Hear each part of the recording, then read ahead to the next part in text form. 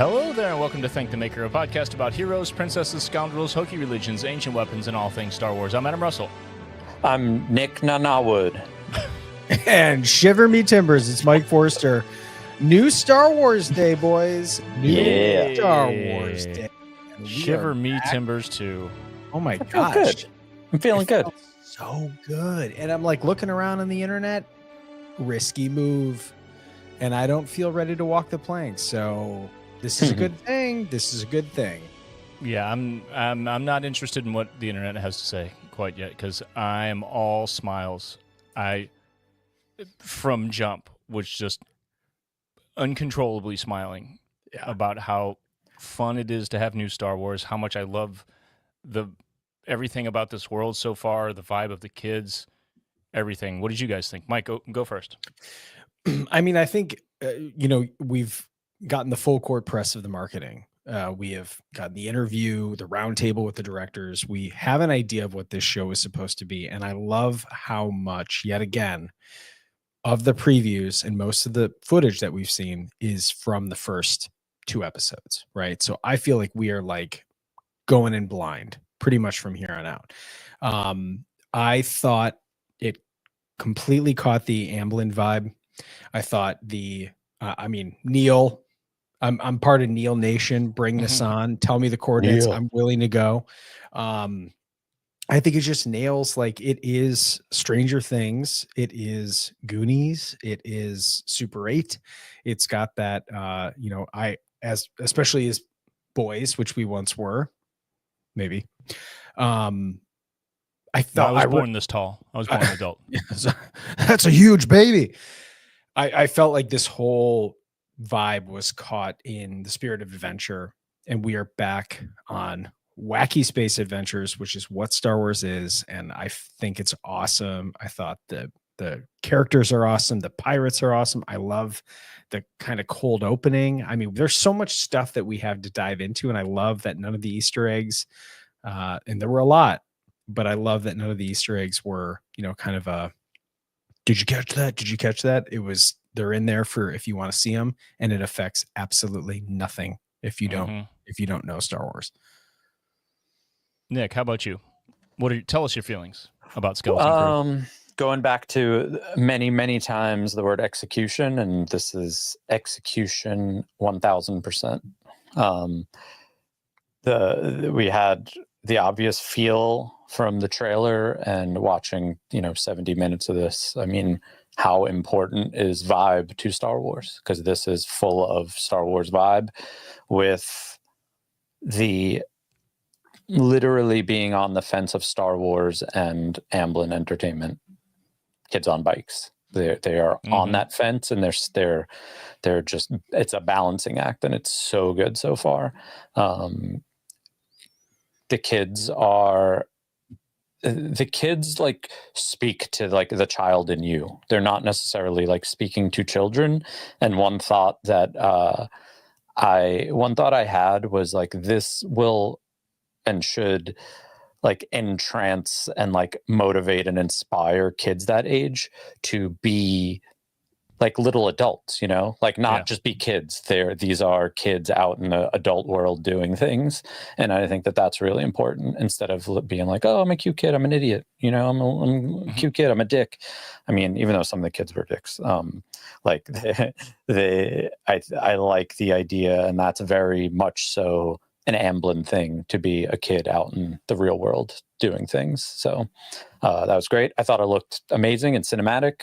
I didn't notice anything, I think prop wise, CGI wise, everything looked very, very good. I'm interested.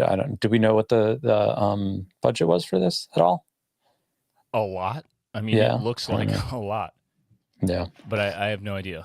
Yeah. It's hard to say, though, because I mean, John Watts is a pretty experienced filmmaker with VFX, right? I mean, the Spider-Man movies rely so heavily on VFX.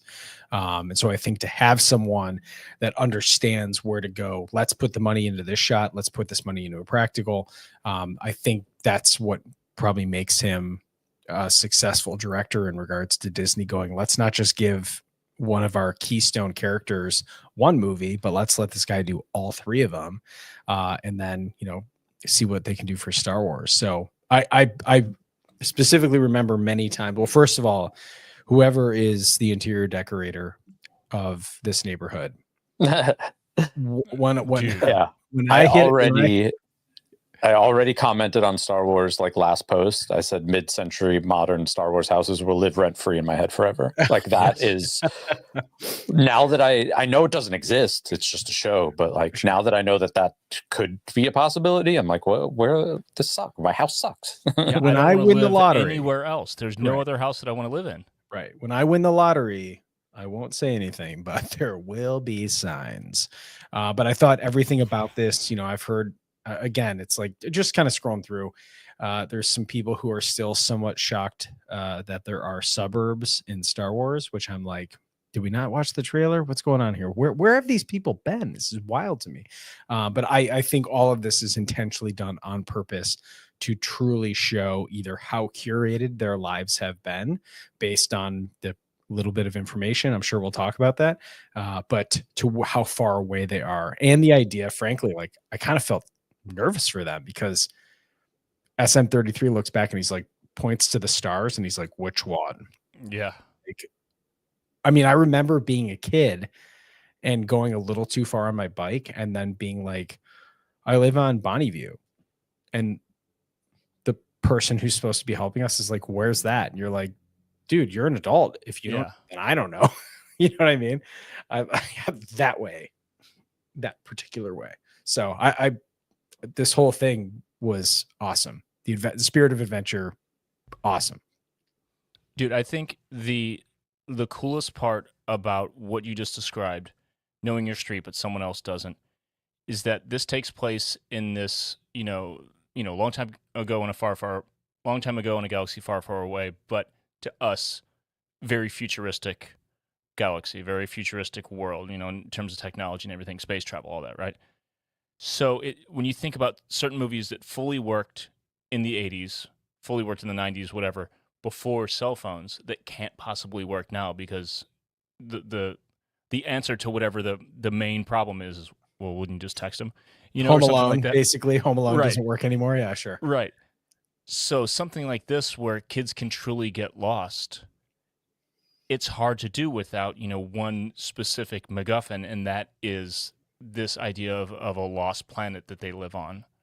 Once they're gone, once they're out of that, they truly can be lost, and this adventure truly can happen because of that one simple thing. So not only does it allow it to work, but then it's this big mystery that we're probably not going to fully understand, until the end of the season. But I definitely got the same feeling that you described when they just saw all the stars, Mm-hmm. and it's just overwhelming to think about, oh my God, how do I get home? I talk about this all the time with my wife. If we're driving down a certain highway, this or that in St. Louis, I'll say, I remember when I was so and so years old, and this exit on this highway was as far as I had ever gone. And one time I went past it, and I was so freaked out because I had no idea how far the next exit was, if I had enough gas. I was 16 Right. years old driving for the first time. And, that's a teenager. You think about being a kid, you drive past or you ride past the furthest street that you've gone to, and it's scary, Yeah. And these kids had this great mix of a sense of adventure and then also being kind of freaked out. They're each playing different roles in the group. There's the one that's kind of the leader. There's the one that's kind of spacey. The one that's like, oh, maybe we should go home. Everyone kind of has their thing. And it's very much like the Goonies crew, too. You know what I mean? 100%. They're filling those roles. Yeah. Mikey, Data. I mean, like you've Yes. got, I think even, and Neil kind of represents, I would say, not the comic relief of Chunk, but I think unintentionally is that comic relief of like just that he's, you can see that clearly he's got probably the most uncomplicated home life. It seems like his parents are like, he's taking a bubble bath. He's taking a bubble bath. He's like, life is good, and then, oh, the dirt smells like dirt or whatever he says. And, then they're walking around in the Pirates, and of course, like, Wim's trying the hats on. He's like, dusts it off. I mean, everything about it. We have seen these beats in our favorite movies growing up, and it's so refreshing. It's almost like it's frustrating to think that it took us so long to get to this point, but seeing this is giving me such a wave of nostalgia I'm already saying that like this is. We talked to a friend of ours who said that this was one of his favorite series since The Mandalorian season 1, and I get that. Yeah, I get awesome. that. And it's not, like I go back to this. It looks so simple when it's done right, but how do you just write on a piece of paper like Star Wars, but make it Goonies and then nail it? Like it's a difficult thing. And we know that this show has been in production a very long time. So who knows what got changed, what took so long? I don't know. But so far, so good. And maybe the tone, like we had to set the tone in these first 2 episodes, and we got like that Goonies kind of like I know there's more coming, obviously, but maybe we got a lot of the was it where the pirates were like sleeping, whatever their bedroom was or whatever, and he was just trying on the hats, like you said, and there was like the school, like that was very Goonies-ish. The quarters, like, the quarters. All right, as far as the trailers go, we know there's that one other like treasury-looking spot with the like skeleton, looking huge skull thing. But yeah, I mean the tone was set pretty early on, so and like you said, and it happens a lot with a lot of these shows, we see a lot of the trailers very early on, so who knows where we're going from here, which is great. Sure. I love the way this thing was structured so far, but I did, if you think about this in like a 3-act structure of feature film, we're into act 2 now, right? And there's plenty to do. We will get a long extended act 2 and then a long extended act 3, I assume, being 8 episodes, whatever. But did you guys have the feeling when it ended that, as exciting as this all is, it would be so sick if this was just a feature film, if it was just an hour and 45 minutes on a big screen?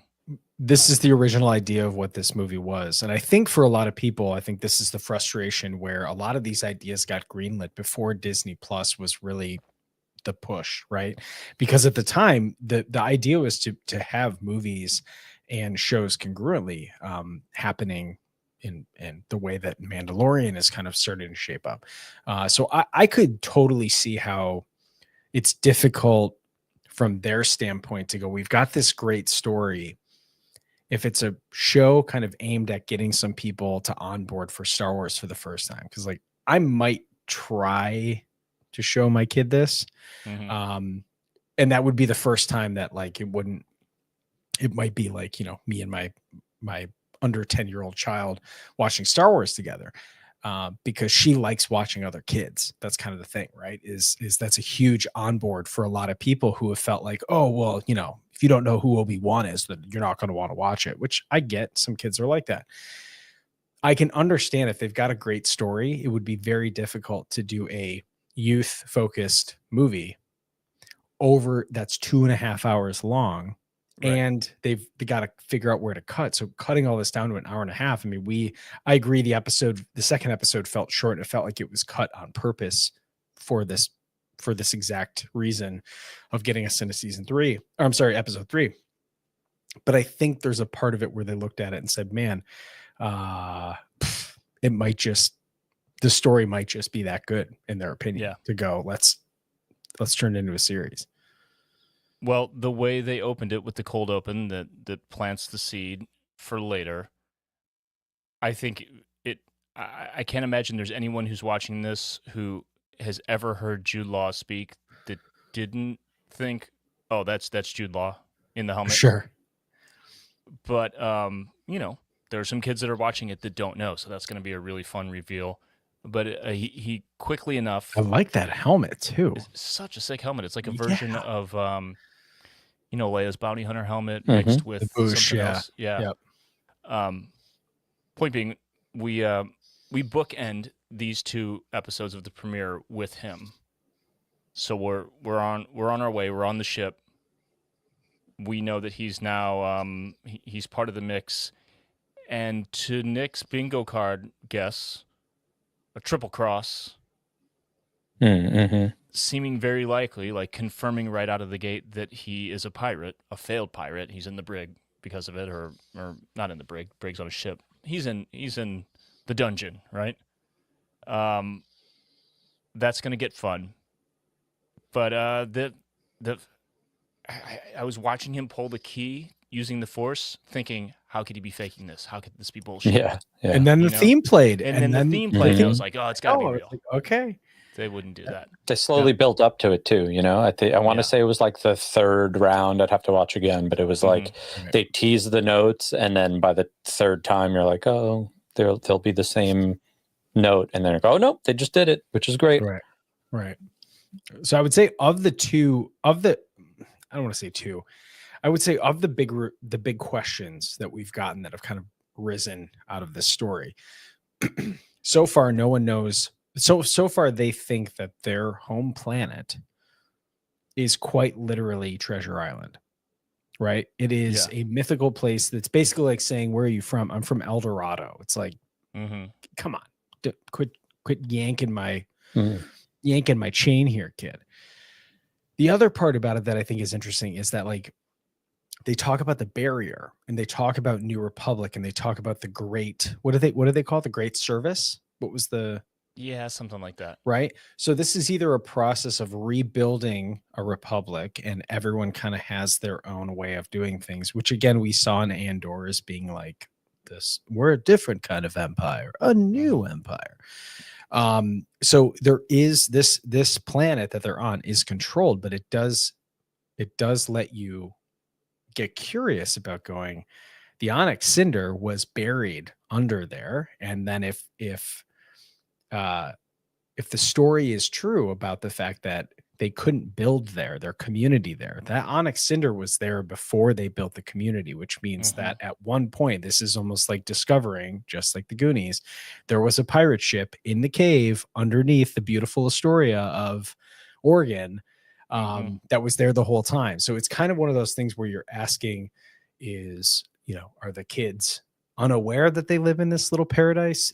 Was this built intentionally for a certain reason? What was the Onyx Cinder doing? Know? Does anyone know? Exactly, because you get the sense that like people aren't really aware, or like, Wim's dad is basically being like, there's a ship, and the security droids are like, that's impossible. They just don't believe him. So now in or out is allowed. Exactly. Right? So now he's like, well, who do I go with this if none of these droids that are basically on the rails, if they believe me? So how do I get out? What do I do? And then he might discover that the paradise that they're in is not exactly the paradise. It could also be a prison in their own way.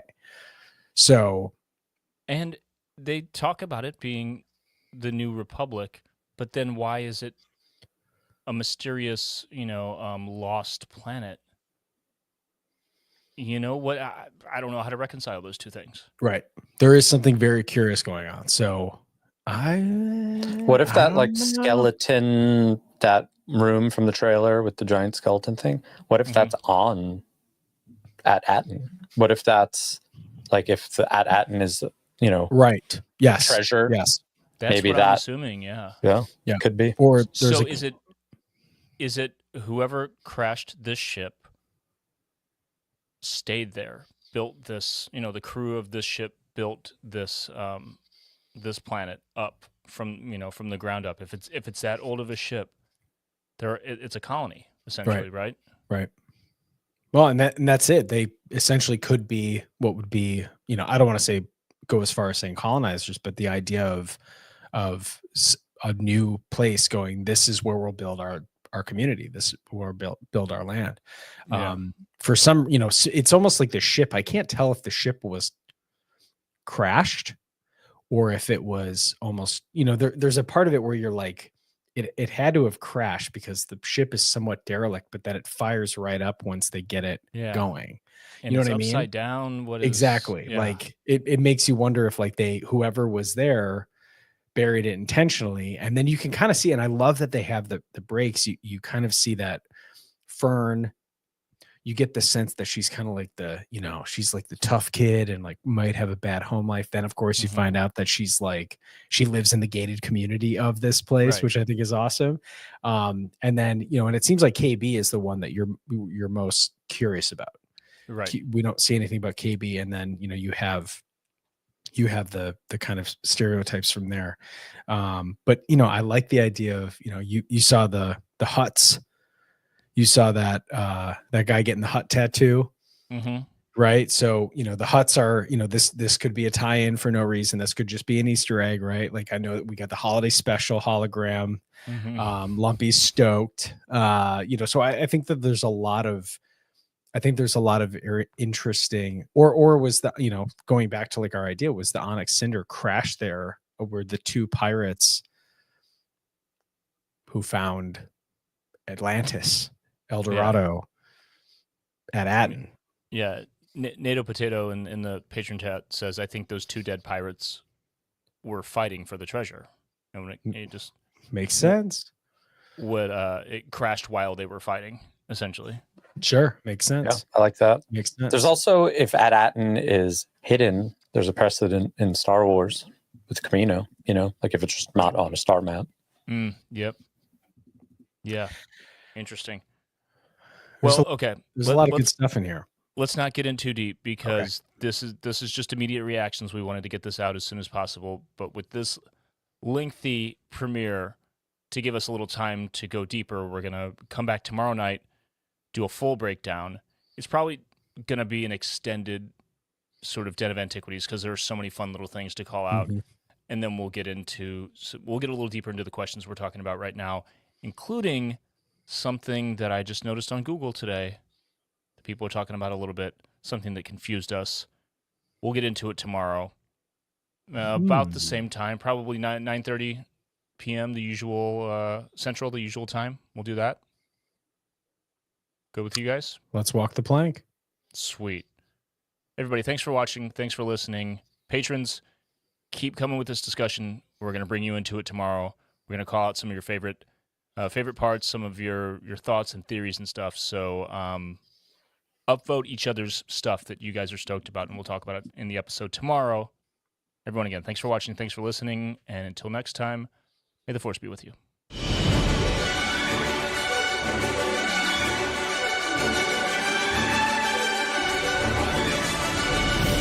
If you enjoy Thank the Maker, you can support us by following and leaving a review on Apple Podcasts, Spotify, or wherever you listen. Or you can support us directly at patreon.com/thankthemakerpod, where you can get access to our Discord server, exclusive content, exclusive merch, our recording live stream, and more. Our patrons quite literally make Thank the Maker possible.